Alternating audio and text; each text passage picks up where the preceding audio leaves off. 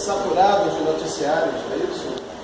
Jornais, revistas, televisão, enfim, nós estamos saturados de noticiários, e nesses noticiários tem evidenciado que nós estamos vivendo uma crise, e essa crise é uma crise ampla, que alcança diversos segmentos da nossa sociedade, e também acaba alcançando a sociedade como um todo, as dificuldades que essa crise tem produzido. Uma crise moral, uma crise ética, uma crise econômica, e por aí, e por que não dizer até uma crise religiosa. Nós estamos em crise,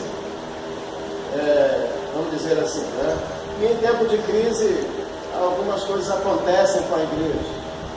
Então, eu não sei se vocês conhecem ali em Irajá, se você já passou por ali de metrô, alguma coisa parecida, tem um monte mesmo, eu estou dizendo um monte, um morro, um monte. Alguém já foi aquele monte de Irajá ali? Poucos, quase ninguém, visita um monte lá. Pois bem, quando eu moro ali em Vista Alegre, bem próximo, vez por outra eu estou naquele monte. Talvez um dia eu te encontre lá, ok? Eu também vou ao monte, ok? E normalmente, quando eu vou ao monte, eu encontro as pessoas orando, basicamente o mesmo número de pessoas, às vezes mais, às vezes menos, mas varia numa quantidade muito pequena. Mas segunda-feira passada, eu resolvi ir ao monte para orar um pouco, cheguei lá umas 9 horas da noite, e o monte estava lotado, tão cheio, que parecia um metrô, aí das 18 horas indo para Tafuna. Lotado. Eu procurei um lugarzinho para poder ficar lá às sós com meu Deus, orando, porque eu estava sozinho, e estava difícil encontrar o lugar. E eu olhei para muita gente orando, eu falei, realmente, estamos em crise. Porque no tempo da crise o povo busca mais a Deus. Então realmente estamos em crise. Então vamos dizer assim, a minha visão que testifica que estamos em crise é exatamente agora o monte. Quando o monte está vazio, a crise passou. Quando o monte está cheio, é porque a crise chegou. E aí o povo ora mais. Mas graças a Deus que o povo intensifica. Graças a Deus, porque o povo se intensifica no relacionamento com Deus em tempo de crise. É natural. O ideal seria que não fosse assim, mas é assim. Existe, então, um texto da Bíblia, aliás, muitos, né, que mostra um rei em crise.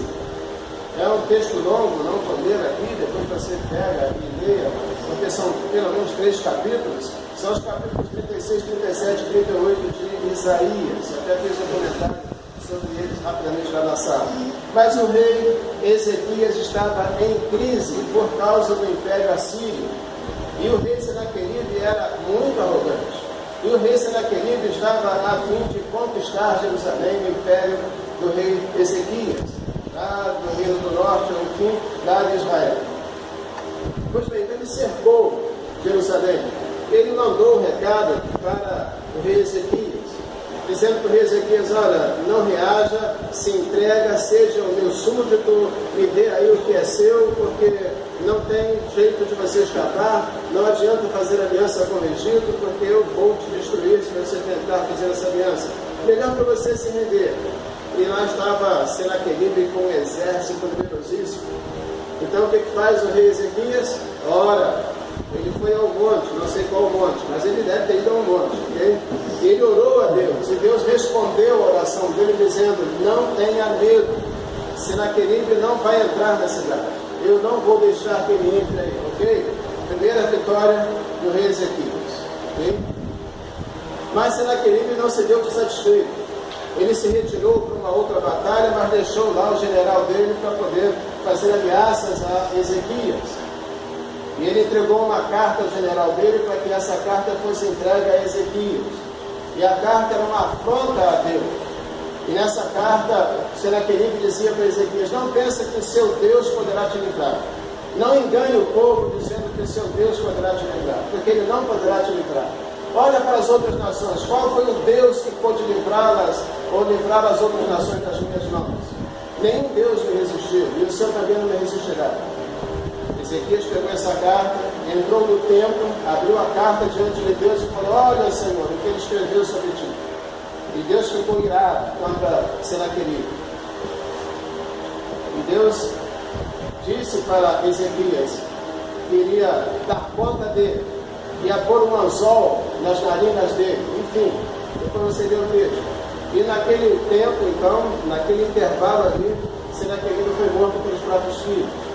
Segunda vitória da batalha espiritual da crise de Ezequias, segunda vitória. Okay? E vem lá o terceiro ataque, que não é bem um ataque, mas é uma expressão profética de Deus. E Deus manda Isaías ir a Ezequias dizer para Ezequias: assim diz o Senhor, arruma a sua casa porque vai morrer. É uma crise violenta, né? Sai de uma entra na outra, pobre de Ezequias. E agora a questão é com Deus. E Ezequias então, quando Isaías se retira, o profeta Ezequias então se volta para Deus e começa a orar, começa a mostrar para Deus aquilo que ele fez, enfim, a orar a Deus, a interceder. E Deus mais uma vez ouve a oração de Ezequias e manda o profeta Isaías voltar lá e dizer para Ezequias: diz para ele que eu vou dar mais 15 anos de vida para ele. Outra vez, terceira vitória de Ezequias, por causa da oração. Mas veio o quarto ataque. E o quarto ataque foi complicado. Lá na Babilônia, homens importantes souberam que Ezequias havia sido curado da enfermidade. A enfermidade com a qual ele ia morrer e que Deus curou e não morreu mais. Souberam então que ele foi curado da enfermidade. E aqueles homens saem da Babilônia com uma porção de presente para entregar a Ezequias e visitar Ezequias. E saudá-lo por causa da cura.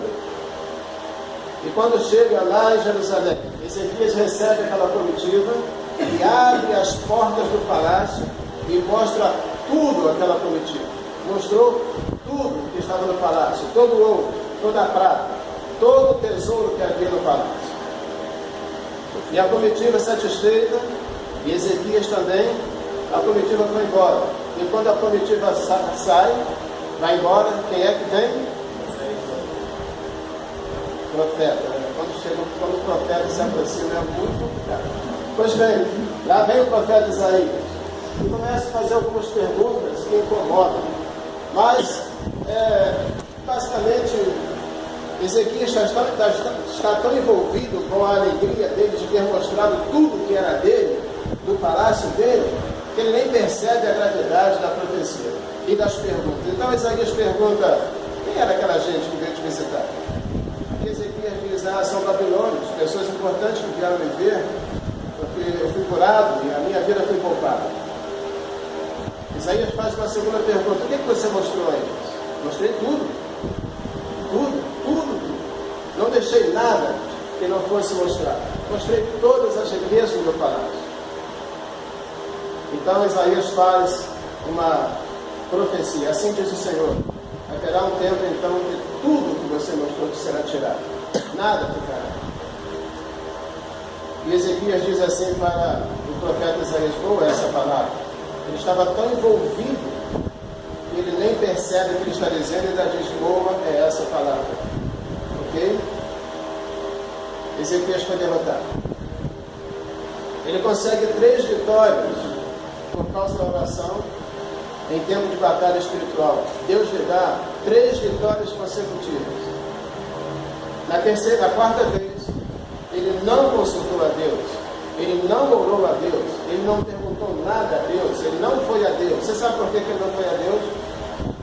Porque a quarta vez era um tipo de batalha que não envolvia ameaça física, pelo contrário, era alguma coisa que falava ao ego de Ezequias.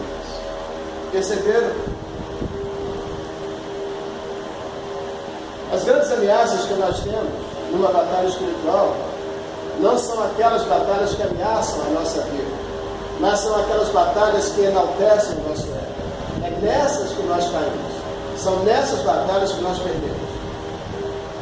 A grande perseguição que está sobre a igreja, quer seja aqui, quer seja no Oriente, onde quer que seja, A grande perseguição não é crentes sendo decapitados pelo Boko Haram ou Estado Islâmico. A grande perseguição está exatamente aqui no Ocidente, onde o povo tem sido dizimado por causa do ego.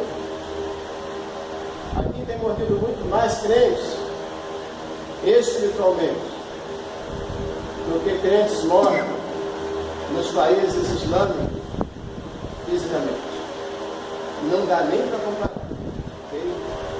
Quantos crentes na sua igreja você conhece que morreram espiritualmente? Quantos? Quantos missionários que estão hoje nos países islâmicos que você conhece que morreram por lá? Talvez nenhum. A grande batalha não é uma ameaça física. A grande perseguição da igreja não é uma ameaça física. A grande perseguição da igreja são estratégias do diabo quando tenta enaltecer o nosso ego. E aí já não consultamos a Deus. E aí não olhamos a crise e nem percebemos que estamos em crise. Mas essa é a pior crise que nós podemos passar. Então que Deus nos livre dela. E que a gente não se esqueça do monte. Porque em tempo de crise é tempo de oração. Amém? Amém.